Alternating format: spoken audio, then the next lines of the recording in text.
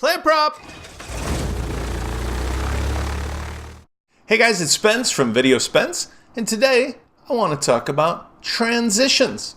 I got a great email from Joe Hockman who said, "Thanks Spence for what you're doing here, and I'd love to know if you could teach me a little bit more about audio and video transitions." Well, that's what's going to happen now. It's really easy in HitFilm Express, and it can really make the difference between a ho-hum production and something that's very special. So it's as simple as this. You're going to be surprised. Let's dive in. What I've done is set up two clips on the timeline using the same editor setup that we've been using in the last couple of videos. The first clip is here, and it has a video at the top and audio at the bottom, and the second clip is here. Now in the past, we've used the controls, which are Command or Control, and then rolling the mouse button up and down in order to zoom in a little bit.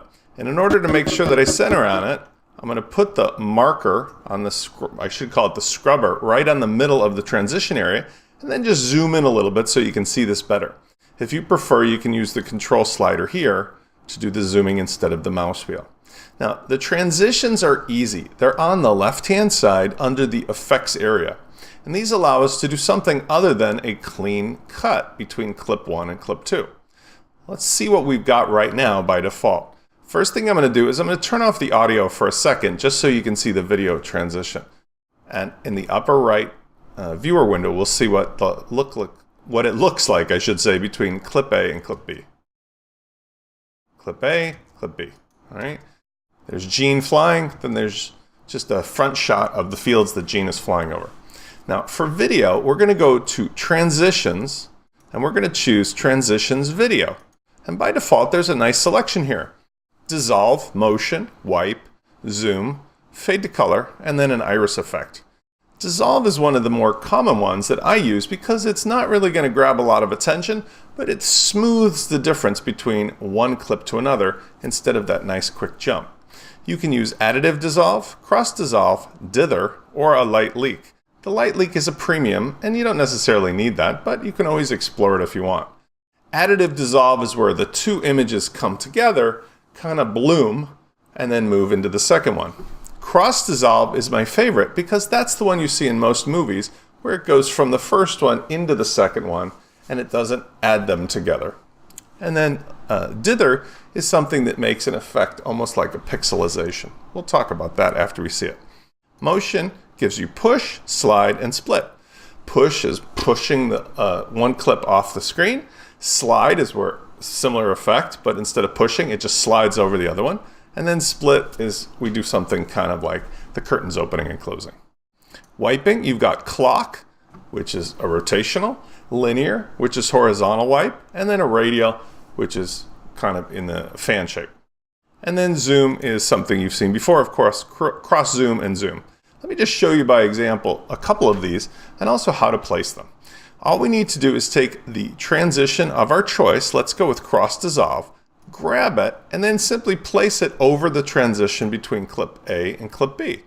When we do, we can also use the handles to make the dissolve bigger. In other words, cover more area. And we can also move it to the right or the left if we want. Now, a dissolve can be actually between two clips, or it can be before a clip starts or after a clip ends, which is handy, for example, when you're opening into your video or when you're leaving your video, especially when it has music. Here I'm just going to do it over the top. Now we can view the effect in the right-hand viewer window. And one of the things to keep in mind is that I haven't processed this yet. So when I am actually showing is a low resolution. If I want to see a higher resolution, I can go back here to playback quality and I can say anti-aliased, full, half, quarter. I can also look at quality here and go into final mode.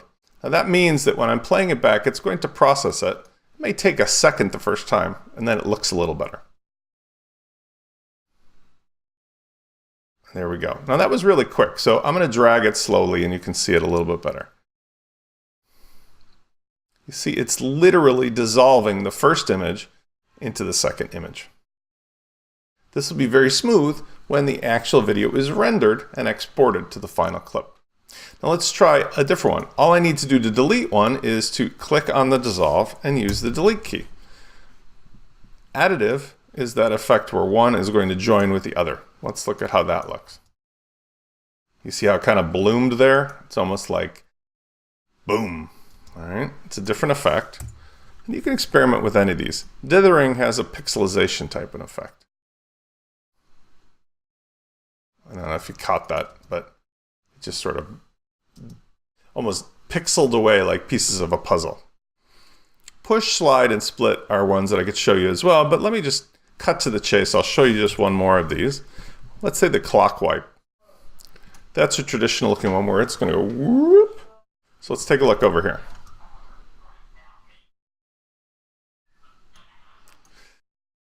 Let's stretch that out a little bit and look at it in more detail.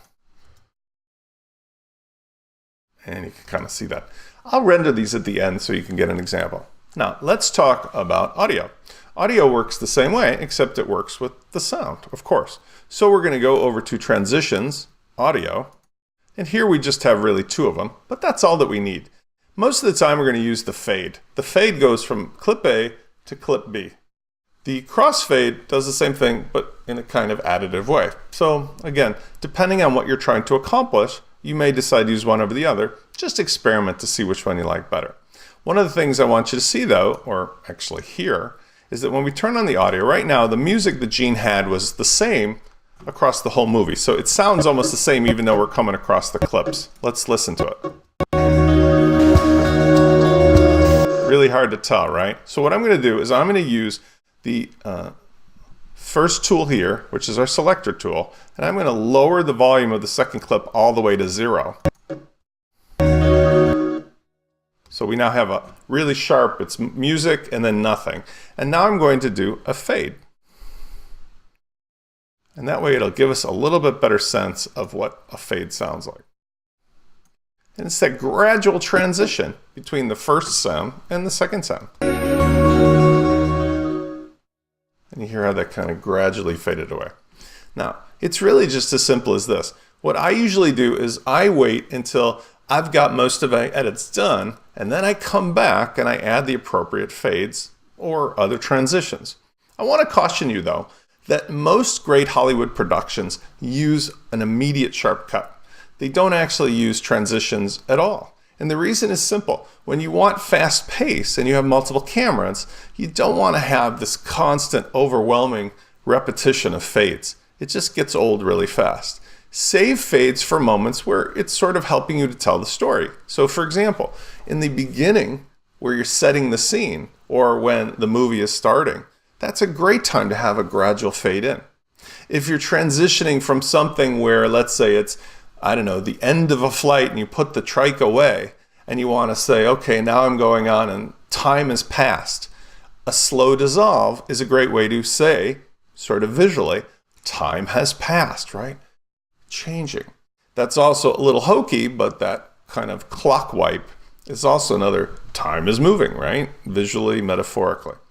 Same thing for the audio. When you're actually going between clips, for the most part, you don't necessarily want to have everything fading in and fading out and fading in and fading out unless it's, let's say, two unique pieces of music. Or if you've got something where, let's say, the scene is changed entirely and you want to fade out to quiet and then fade back in. Now, speaking of which, one other effect that's useful is a fade to black or fade to a color. And that's on the video. So if we go back over here to our video transitions, we've got these options at the bottom. Fade to color. And what I like about this is that this is something that works really well, especially if you've got maybe the beginning or the end of a scene. If you're going to use something like text overlays, it's even more helpful because you can fade out of the video where it's showing some live action and onto a solid color where you can then add a text effect, which I'll show you in another video. So let's use our fade to color. We'll do it right here. And in fact, I'm going to delete the second clip to give you an example of how I would do this at the end. So I'll drag this out a little bit. And then what I can do is actually affect this in the actual controls up here. So I can choose the color I want to use by clicking on the transition, going up here, and then I can actually pick a color from the scene using the eyedropper. I hold down with the left mouse button. And let's say I wanted to fade to the sky color of blue. Just select that color, and now you'll see it's in my color picker. Or if I wanted, I can just manually adjust it here by using an RGB value or clicking on the color wheel, which will allow me to choose from the various color picker tools. Either way is fine, but watch what happens now. And you see I faded to blue. And if I were to end the scene, on the last frame, I've got almost a full solid color. In fact, I have a full solid color. And this is where I could, for example, add the rolling credits or something else that sets the scene for something else to happen. All right. When we're done, let's back up. Let's do an export so we can look at the final product. So I'm going to go back over to here where I've got the audio fade and the video fade that I originally started with, which was a dissolve from one scene to the next. And let's do our export. So to export, if you remember, we click here, export. We'll do the whole contents of the timeline. We see it here. And so we're going to start the export. And there we go. And let's take a look at the final product.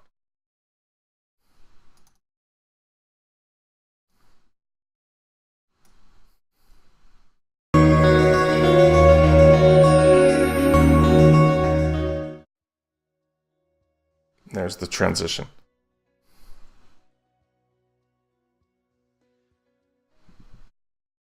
I hope this has helped you understand the basics of using audio and video transitions, and that you'll start applying them into some of your creations that you're making with HitFilm Express as you follow along with the rest of my lessons here at Video Spence.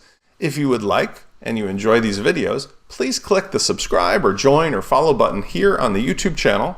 Or even better, drop on by trikepilot.com where you can see the entire series of videos that I've made for the Video Spence training.